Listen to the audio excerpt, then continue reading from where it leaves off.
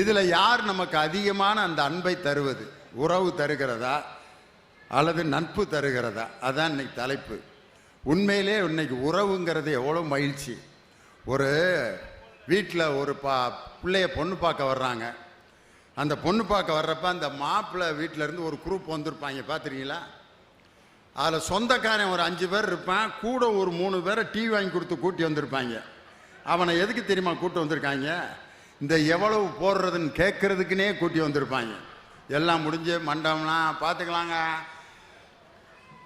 வைகாசி மாதம் வச்சுக்குவான், திருமணம் மண்டபம் திருவள்ளூர்லேயே புக் பண்ணிடுவான் அப்படின்னு பேசிட்டு, அப்புறம் பேச வேண்டியதை பேசுங்க.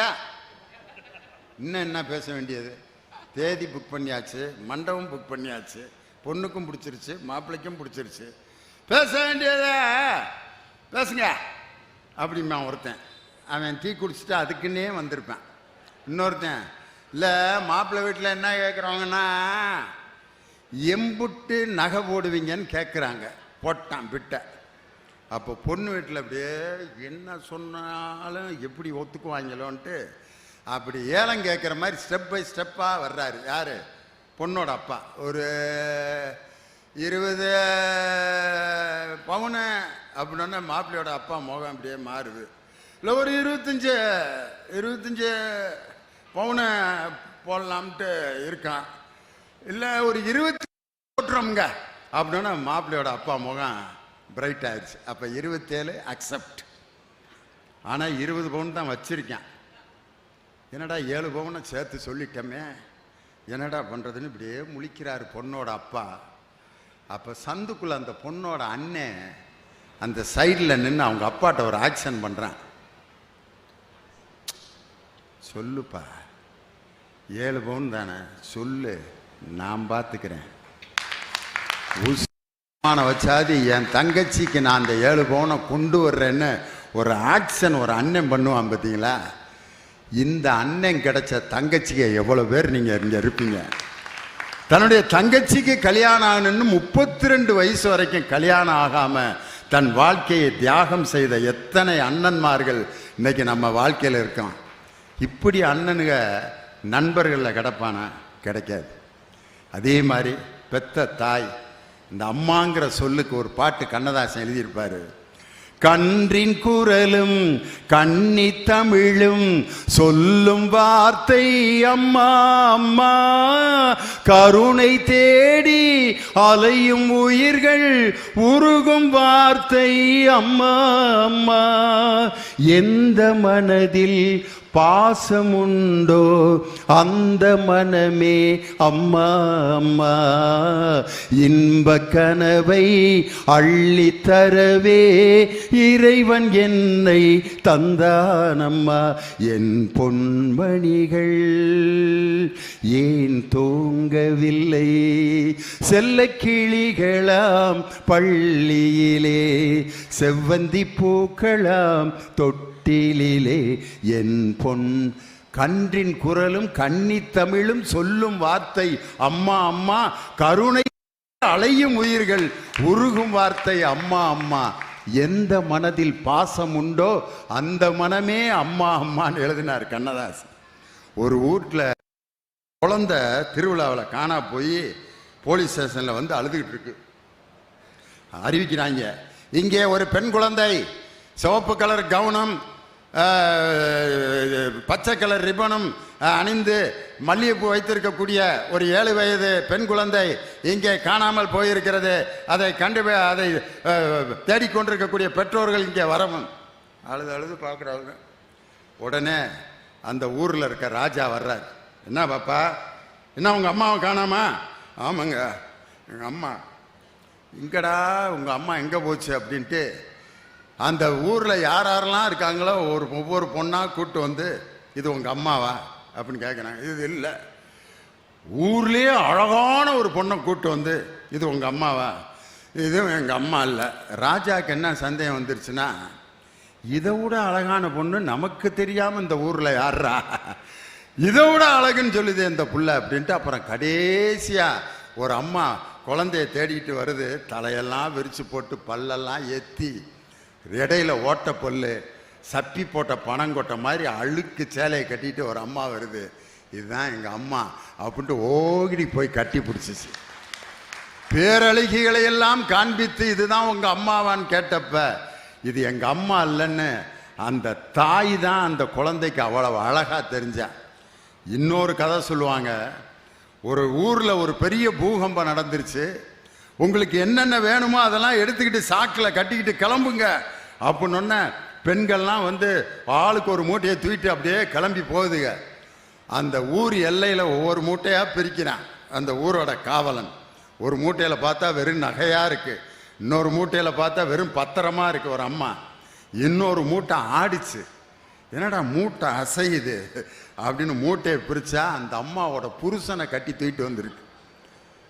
என்னம்மா அதாவது நகையை தூக்கிட்டு போகுது, பத்திரத்தை தூக்கிட்டு போகுது, இந்த ஆளை போய் தூக்கிட்டு வந்திருக்கே அப்படின்னோன்னு அந்த அம்மா சொல்லிச்சு, அவங்கெல்லாம் அதை கொண்டு போவாங்க செலவழித்து வாழ்க்கையில் வறுமைக்கு போயிடுவாங்க, ஆனால் இவர் கூட இருந்தால் இது மாதிரி எவ்வளவோ விஷயங்களை எல்லாம் என்னையால் சம்பாதிக்க முடியும், இவர் கூட இருக்கிற மாதிரி ஒரு மகிழ்ச்சி எனக்கு வேற ஒன்றும் இல்லைன்னு சொல்லி தன் கணவனை சாக்கில் போட்டு தூக்கிட்டு வந்த மனைவி அப்படிங்கிற இது ஒரு வரலாற்றில் நடந்த ஒரு உண்மை.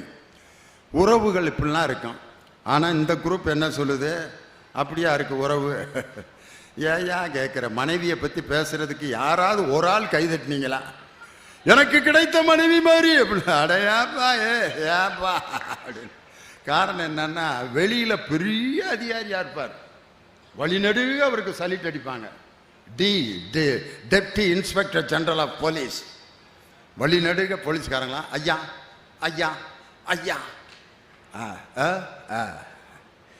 வீட்டில் போய் காலிங் பெல் அடிக்கிறாரு, அவங்க வீட்டுக்காரம்மா கதவை திறந்துட்டு சலிட்டா அடிக்க 10:30 மணிக்கு வர சொன்னேன், என்ன 11:30க்கு வர்ற? யார்? டிஐஜியை. அவர் அது கொஞ்சம் என்ன லேட்டு, உன்னையெல்லாம் வச்சுருக்காங்க பாரு காவல்துறை அதிகாரியா, கூட இருக்க ஏட்டையாவும் கான்ஸ்டபிளும். ஐயா நிலைமையே இப்படித்தானா வீட்டில்? திரும்பி பார்க்குறாரு டிஐஜி, இன்னும் இங்கே தான் இருக்கீங்களா, போயிட அப்படின்னு. சாரி சார், டே வர்றப்ப பேசிட்டு வர்றாங்க, ஐயா நிலைமையே வீட்டில் பற்றியாடா அப்படின்னு. யாராக இருந்தாலும் இதுதான். நான் பெரிய அரசியல்வாதி, மேடையில் பேசுகிறேன், வீட்டில் போய் பேச முடியுமா? அதே மாதிரி என் வீட்டில் போய் அன்பார்ந்த மனைவி அவர்களை, எனக்கு பொண்ணு கொடுத்த மாமனார் அவர்களை, மாற்றி மேலது குழந்தைகளை, மாற்றி மேலது பேர பிள்ளைகளை அப்படின்னா, ஏயா தெருவில் கொள்கிற கொலை பத்தான்னு இங்கேயும் வேறையா? உடனே என்ன வீட்டில் முடிவு பண்ணுவாங்கன்னா, ஒரு சால்வையை போத்தி விட பேசாமல் போய் படுத்துருவார் அப்படின்னு. வீட்டில் என்னதான் வெளியில் நம்ம இது பண்ணாலும் வீட்டில் நம்ம ரேட்டே வேற. கலைமாமனின்னு பட்டம் கொடுத்துருக்காங்க, நகைச்சுவை தென்றல்னு பட்டம் கொடுத்துருக்காங்க. என்னைக்காவது என் மனைவி அந்த பட்டத்தை சொல்லி கூப்பிட்ருக்காங்களா?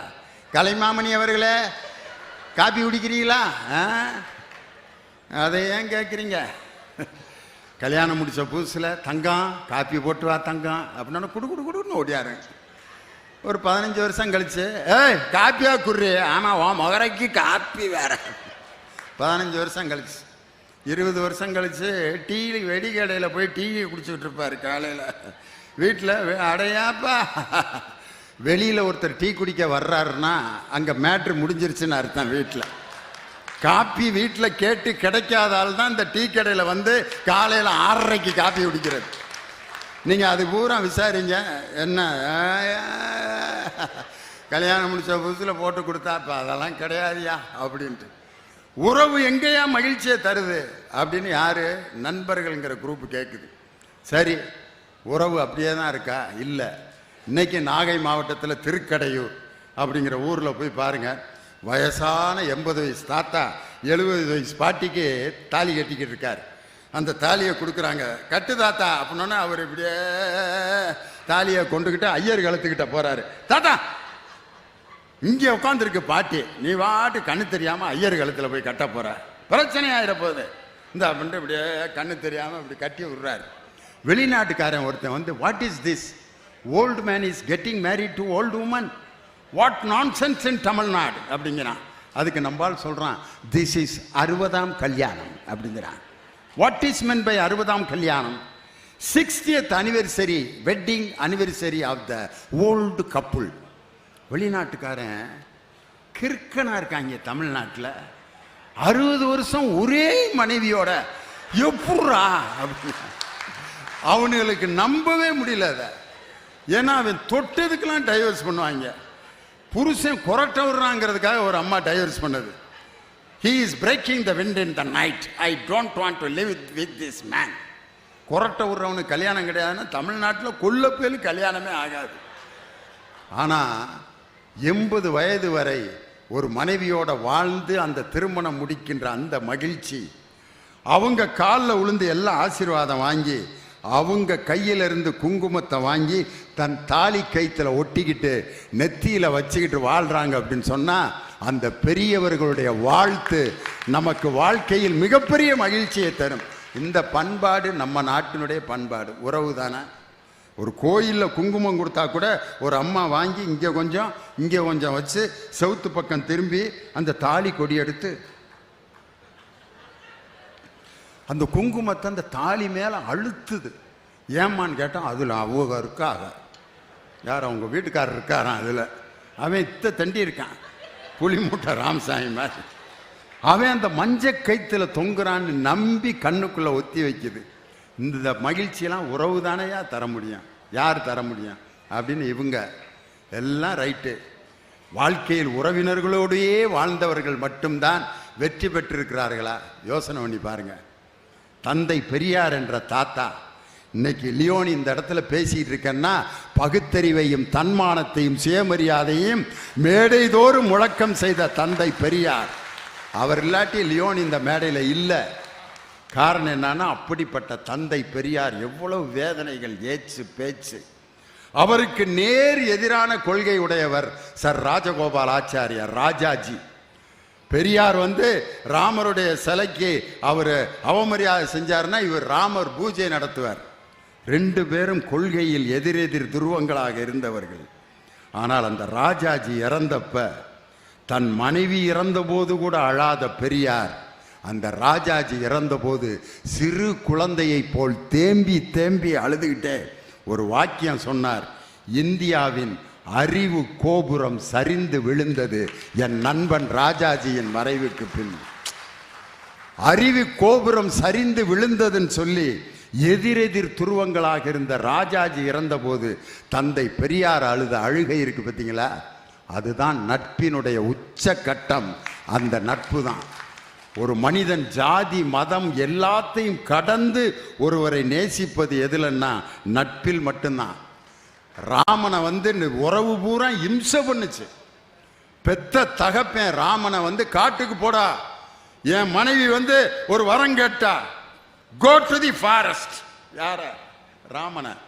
Okay my dear daddy, I am ready to go to the forest அப்படின்னு அன்றலர்ந்த மலர் போல அப்பா சொல்லிட்டாருன்னு அவ்வளவு மகிழ்ச்சியோட ராமர் போனார். செருப்பு போட்டுட்டு போனார். அதை அவன் தம்பி பிடிட்டு போயிட்டான். காலு பாதம் அது அந்த காட்டுக்குள்ள போற அண்ணன் முள்ளுகுள்ளு குத்தும்னு தெரியாதா? வேற எதையாவது கேட்டு ஒரு மோதிரத்தை வாங்கிட்டு போ அல்லது கிரீடத்தை வாங்கிட்டு போ. அண்ணே உன் ஞாபகமா உன் செருப்பை வச்சு நான் ஆட்சி செய்யலாம் இருக்கேன்ட்டு நடடா அப்படின்னு செருப்பை பிடிட்டு போயிட்டார். யாரு? பரதன். லட்சுமணன் பண்ண இம்சை. அவரு அந்த மாரிசன்கிறவன் மானா வந்திருக்கான் அப்படின்னு தெரிஞ்ச பிறகு மனைவி அந்த மானை பிடிச்சி கொடு. யாரு? சீதை. கூடியே அவ்வளவு கஷ்டப்பட்டு லவ் பண்ணா சீதை. அண்ணலும் நோக்கினாள் அவளும் நோக்கினாள், மெல்லிய முறுவல் என்னை உண்டதே அப்படின்னார். ராமனுடைய சிரிப்பு சீதைய சாப்பிட்டுச்சான். எப்படி கம்பர் சிரிப்பு சாப்பிடுதுன்னா அப்ப கம்பர் எப்படி அனுபவிச்சு எழுதியிருக்காரு பாருங்க. இப்படி லவ் பண்ண மனைவி அந்த மானை பிடிச்சிக்கூடியா அப்படின்னு ராவணனால கடத்தப்பட்டு அவ்வளவு ஆசைப்பட்ட மனைவியையும் பறி கொடுத்துட்டு இப்படியே இருந்தார். அப்ப அந்த சீதையை மீட்பதற்கு கூட உதவி செஞ்சது லட்சுமணன் ஒரு தம்பி மட்டும்தான். ஆனா அந்த மிகப்பெரிய படை யாரால் உருவாக்கப்பட்டதுன்னா குகனோடும் ஐவரானோம் குன்று சொல் மகனோடும் அறுவரானோம் அகனமர் காதலைய நின்னோடும் எழுவரானோம்னு வேடர்குல தலைவன், குரங்கின தலைவன், ராவணனுடைய தம்பி, எல்லாரையும் அண்ணன் தம்பிகளாக நண்பர்களாக ஏற்றுக்கொண்டு அந்த போரிலே ராமன் வென்றான்னா உறவுகள் எல்லாம் வேதனைப்படுத்தியது. நண்பர்கள் தான் ராமனை அவனுடைய மனைவியை மீட்பதற்கு உதவி செய்தது. அந்த நட்பு தான் வாழ்க்கையில மிக சிறந்தது அப்படின்னு யாரு இந்த குரூப் சொல்லுது. முடிவுக்கு வரணும். பேராசிரியர் அன்பழகனும் முத்தமிழறிஞர் டாக்டர் கலைஞரும் மிகப்பெரிய நண்பர்கள். 50 ஆண்டுகள் 2 பேரும் ஒரே அரசியல் கொள்கையில் ஆட்சியில் இருந்தாலும் இல்லாவிட்டாலும் எனக்கு நண்பன் என் கலைஞன், கலைஞருக்கு நண்பர் பேராசிரியர். அதுக்கு பேராசிரியர் ஒரு உதாரணம் சொன்னாரு. கலைஞரும் நானும் எப்படின்னா, அவர் பேனா, நான் மூடி அப்படின்னார். மூடி இல்லாமல் பேனாவால் இயங்க முடியும், ஆனால் அந்த பேனாவை பாதுகாப்பது அந்த மூடிதான். கலைஞர் என்ற என் நண்பனை இத்தனை ஆண்டுகள் பாதுகாத்தேன் அப்படிங்கிற ஒரு நட்புக்கு ஒரு வார்த்தை சொன்னார். பார்த்தீங்களா, இதுதான் நட்பு. எம்ஜிஆரும் கலைஞரும் எப்படிப்பட்ட நண்பர்கள். அடே அப்பா, அவங்க வாழ்க்கையில் நடந்த ஒரு சம்பவம். அப்பெல்லாம் இப்படி மொபைல் ஃபோனு டைரக்டாக சட்டமன்றத்தை நிகழ்வை நேரடியாக நம்மெல்லாம் பார்க்க முடியாது. சாயந்தரம் என்ன நடந்துச்சுன்னு மாலை முரசு பேப்பரில் போட்டால் தான் சட்டமன்றத்தில் என்ன நடந்துச்சுன்றதே தெரியும். அப்போ எம்ஜிஆர் முதலமைச்சர், கலைஞர் எதிர்க்கட்சி தலைவர். அப்போ ஒரு சம்பவம் நடக்குது. அப்போ எம்ஜிஆருடைய அமைச்சரவையில் இருந்த ஒரு அமைச்சர், ஒரு பெண் அமைச்சர், அரசாங்க கார் எடுத்துக்கிட்டு ஒரு தனி நிகழ்ச்சிக்கு போயிட்டாங்க. ஆனால் அன்னைக்கு ஒரு ரூல் இருக்கு, அரசாங்க கார் எடுத்துக்கிட்டு தனிப்பட்ட நிகழ்ச்சிக்கு போகக்கூடாது. உடனே திமுக காரங்கள்லாம், கலைஞருடைய ஆட்சியில் இருந்தவங்கெல்லாம், அந்த கட்சிக்காரங்க அந்த காரை போட்டோ எடுத்து அமைச்சர் தனிப்பட்ட நிகழ்ச்சிக்கு தன் காரை பயன்படுத்தி விட்டார் அப்படின்னு அந்த போட்டோவை கலைஞர்கிட்ட கொண்டு வந்து கொடுத்து, சட்டமன்றத்தில் எம்ஜிஆரை நீங்கள் கேள்வி கேட்குறீங்க, அதுக்கு அவர் பதில் சொல்லணும், போங்க தலைவரை அப்படின்னு கொடுத்துட்டாங்க. தலைவர் அந்த போட்டோவை வாங்கிட்டு உள்ளே போயிட்டார். சாயந்தரம் வர்றப்ப எம்ஜிஆர் அவர் சிரிச்சுக்கிட்டே வர்றாங்க. போட்டோ கொடுத்த குரூப்பெல்லாம் என்னடா பஞ்சாயத்து ஆகும் நினச்சா 2 பேரும் ஜோக்கடிச்சு சிரிச்சிட்டு வர்றாங்க, என்னடா நடந்துச்சு அப்படின்னு பார்த்தா, கலைஞர் என்ன செஞ்சாருன்னா அந்த ஃபோட்டோவை எம்ஜிஆர்கிட்ட காமிச்சு, இப்படி ஒரு சம்பவம் நடந்திருக்கு, அந்த அமைச்சர் உண்மையிலே எடுத்துகிட்டு போனாங்களான்னு கூப்பிட்டு விசாரிங்க அப்படின்னா, பிடி சரஸ்வதின்ற அமைச்சரை கூப்பிட்டதுக்கு, நான் எடுத்துகிட்டு போகல, எங்கள் அம்மா தெரியாமல் எடுத்துகிட்டு போயிட்டாங்க, அந்த அம்மா எடுத்துகிட்டு போனதுக்கு அமைச்சருடைய பொறுப்பு இல்லை, அதனால் அவங்கள இந்த பிரச்சனையை நான் சட்டமன்றத்தில் கொண்டு வரலன்னு அந்த ஃபோட்டோவை எம்ஜிஆர்கிட்டே கொடுத்துட்டு 2 பேரும் சிரிச்சுக்கிட்டே வர்றப்ப, அப்போ கலைஞர்கிட்ட பத்திரிக்கைக்காரங்க கேட்குறாங்க என்ன அப்படின்னு. எனக்கும் எம்ஜிஆருக்கும் குடுமிப்பிடி சண்டை நடக்கும் என்று எதிர்பார்த்து வந்தீர்கள். எனக்கும் எம்ஜிஆருக்கும் குடுமிப்பிடி சண்டை நடக்க வாய்ப்பே இல்லை. காரணம், எனக்கும் குடுமி இல்லை, அவருக்கும் குடுமி இல்லை. எம்ஜிஆர் வீட்டில் போய் அந்த தொப்பியை கலட்டினதுல இருந்து 1/2 மணி நேரம் சிரிச்சுக்கிட்டே இருந்தாராம்.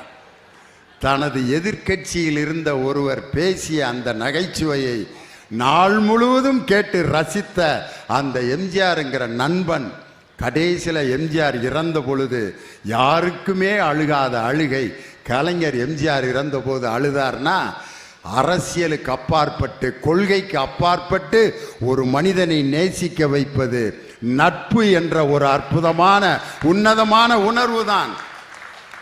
உறவுகளுக்கெல்லாம் அடையாளம் இருக்கு. என் பிள்ளைக்கு நான் அப்பன்னா என்னுடைய எல்லுங்கிற இன்சியல் என் பிள்ளைக்கு இருக்கும். எங்க அப்பாவுக்கு நான் மகன்னா எங்க அப்பாவோட இன்சியல் முதல் எழுத்து ஐ அப்படிங்கிற இன்சியல் எனக்கு இருக்கும். என் மனைவிக்கு நான் கணவன்னா நான் கட்டின தாலி என் மனைவி கிட்ட இருக்கும். என் தம்பிக்கு நான் அண்ணன்னா 2 பேருக்கும் ஒரே இன்சியல். எல்லாமே அடையாளங்களோடு தான் உறவுகள் ஏற்கப்படுமே ஒழிய, அடையாளம் இல்லாமல் ஒருவரை நேசிக்க வைப்பது நட்பு தான். அந்த நட்பு தான் இந்த உலகத்தை வாழ வைத்து கொண்டிருக்கிறது என்று சொல்லி, நிம்மதியும் மகிழ்வையும் தருவது உறவுகளை விட நட்பே நட்பே நண்பர்களே என்று சொல்லி, நல்ல நண்பர்களை நீங்கள் உருவாக்கி கொள்ளுங்கள்.